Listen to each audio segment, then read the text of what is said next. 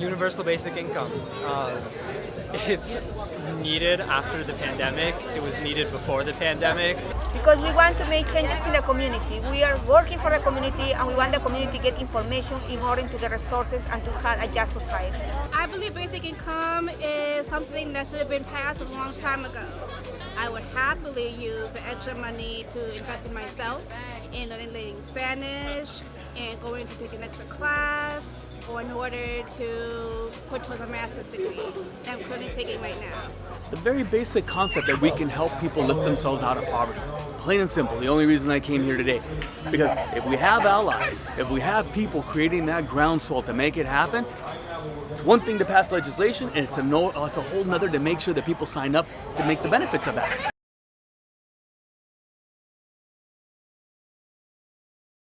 Take a broader, basic view of basic income as a mechanism that's lifting up people who have been shut out of our economy for far too long. When I think about universal basic income, we have to think about how we have to get it ready so that when we get those dollars, when we get Congress and we get the state and we get cities to say yes to UBI, that we don't leave the immigrant community behind.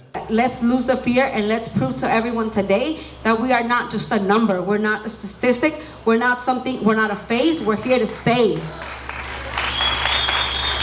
I found that people know best how to solve their own problems. We need to empower each other to do just that, because the world as it is now is not the world that we want to leave to our children. This universal basic income program really launched my spices and my sauces, and I actually just got my sauces launched into Walmart online. We have to believe that a guaranteed basic income isn't radical. As Ann said, it isn't radical for each citizen to have enough to eat or a financial safety net. If the first leg of this journey that so many of you were a part of was the what, this vision of universal basic income for humanity, the next leg of our journey together will be the how. Guaranteed income is amazing. The income is like just one tiny part of it. So as you guys go on this journey, I'm so happy for you to get to see the way that the community grows and becomes so much more beautiful, because our communities are beautiful already, our neighbors, our bodies are beautiful already, and we just get to become, through that breathing, more of ourselves. The ideology of this is to empower, not oppress, to invest, not marginalize, right? And if that's not where we're going, then even the pilot programs are worthless, right? So we're not doing trends here. Thanks to the inspiration that we've received, we're all trying to change the world. Take the world at its feet and move mountains. Hey, 'cause I'll rise up, right at the day. I'll rise up, rise unafraid. I'll rise up. And I'll do it 1,000 times again. And I'll rise up, high like the waves. I'll rise up, in spite of the aches. I'll rise up.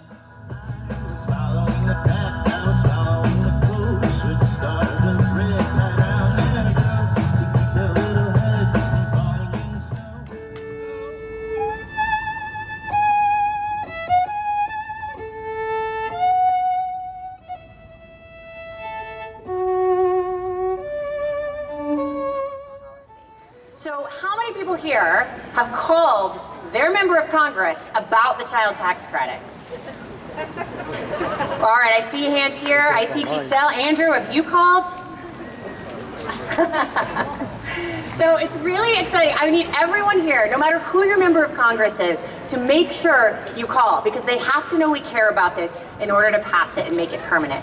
And then when we are done cutting child poverty in half with the American Rescue Plan and with the child tax credit, we can turn toward ending poverty itself in this country. Absolutely excited about the CTC, but we need to send the message now, right now.